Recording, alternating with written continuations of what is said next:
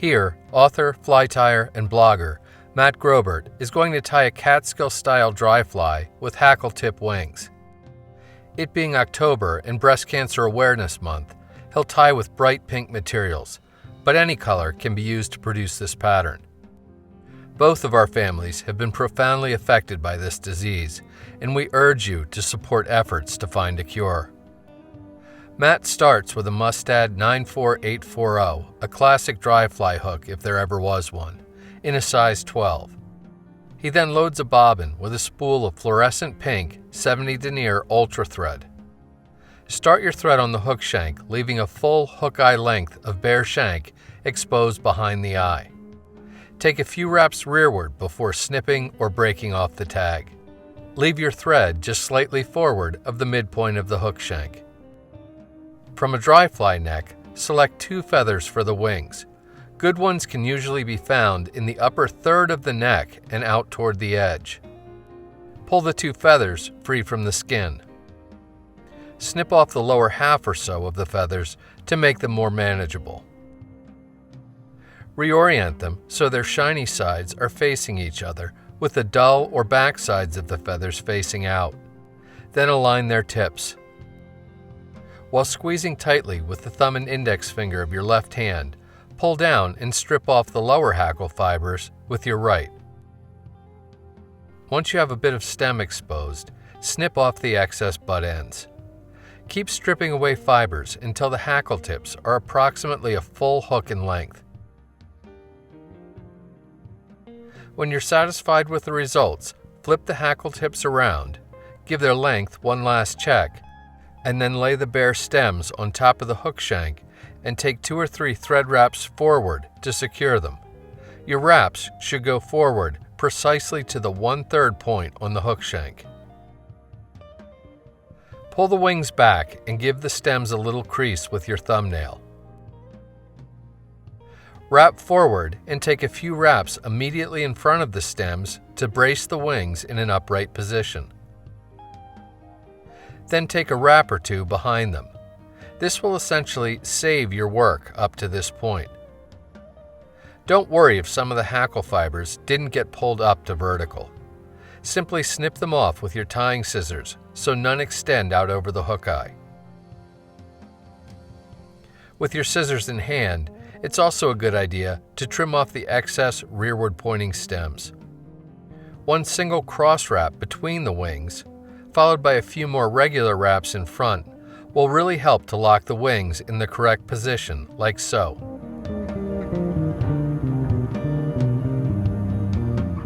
Go back to your hackle neck and this time select a feather with long, straight, stiff fibers that will be used to form the tail of the fly. Pull a single feather free from the skin.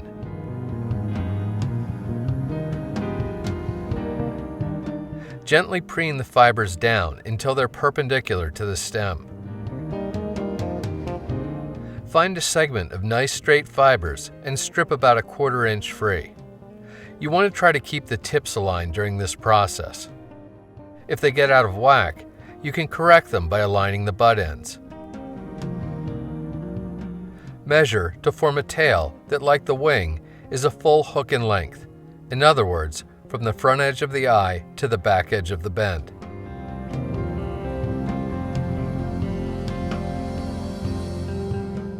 Take thread wraps rearward to halfway between the hook point and the barb and secure the butt ends of the fibers to the top of the hook shank. Continue taking thread wraps rearward right to the start of the bend. Once you're satisfied with the length and orientation of the tail, take a few more tight thread wraps forward to absolutely lock the fibers in place. You can double check the hook length against the tail length by using the tips of your tying scissors as calipers. While bracing the hook, pull down on your bobbin to expose about 4 to 5 inches of tying thread. Sticking with the pink theme, Matt uses Sow and Scud dubbing in a color called Bighorn Pink. Although not really intended for dry flies, this stuff dubs quite well and has a nice shimmer to it. A small pinch is all you need. Build a long thin dubbing noodle on your tying thread that's tapered at both ends.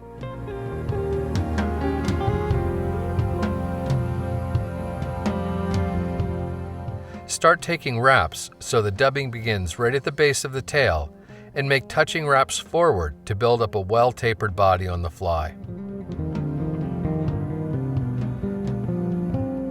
Go back to your hackle neck once again, and this time select an appropriately sized feather for the fly's hackle collar. Matt likes to ever so slightly oversize the hackle fibers on his catskill dries.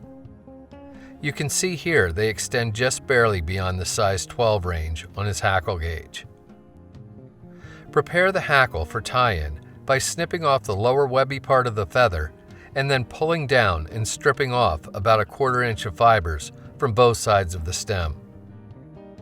Advance your tying thread to in front of the wings, and with the dull side of the feather facing forward, place the bare stem against the underside of the hook shank and make cross wraps to orient the feather perpendicular to the shank.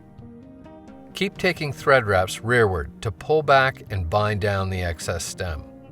With this done, relocate your tying thread to immediately in front of the feather. Get hold of the feather's tip with hackle pliers and begin making slightly open wraps down the hook shank.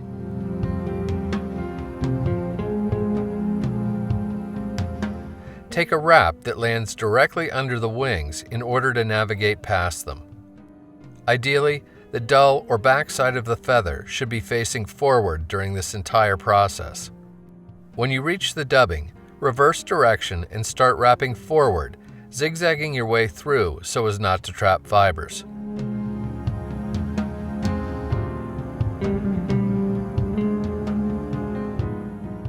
Once you get to bare hook shank, pull the fibers back and take 3 or 4 tight wraps to firmly anchor the stem. If done correctly, the hackle wraps should not have disturbed the orientation of the wings. Using the very tips of your tying scissors, snip the excess hackle off close.